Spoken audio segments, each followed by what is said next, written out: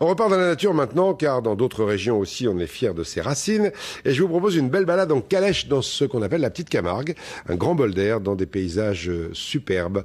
Au Quellard, dans le Gard, Patrick Houpert et Frédéric Bernheim. Voilà, les brides sont réglées, les calèches attelées. Chacun peut alors monter et s'installer pour partir à la découverte de la Petite Camargue. Des prés, des pâtures et des troupeaux, bien sûr. On ne mélange pas donc dans les manades les mâles et les femelles, puisque les femelles viennent de mettre bas. Et donc on ne peut pas les laisser avec les mâles, sinon pour défendre leurs petits, elles se battraient. Les taureaux de Camargue sont plus petits que leurs homologues espagnols et surtout, leur destinée n'est pas la même.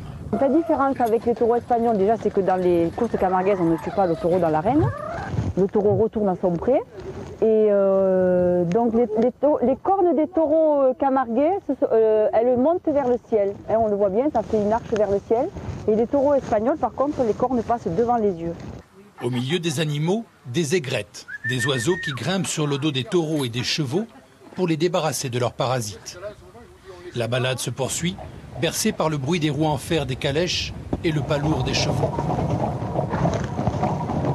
Le paysage change, des vergers, des vignes, on entre dans les costières.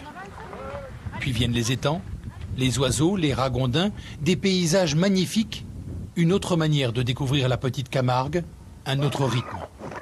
La simplicité, le retour en arrière, de ne pas devoir être en voiture, s'arrêter, la pollution, oui, c'est tout à fait un autre rythme. C'est le repos, pas de soucis. On habite en campagne, alors je vois plein d'animaux, mais aujourd'hui c'était un peu plus chouette. De beaux souvenirs, de très beaux souvenirs.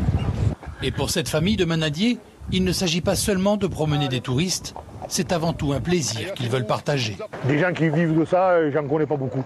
C'est que de la passion. Nous vivons notre passion à fond et on essaie d'en faire profiter les gens.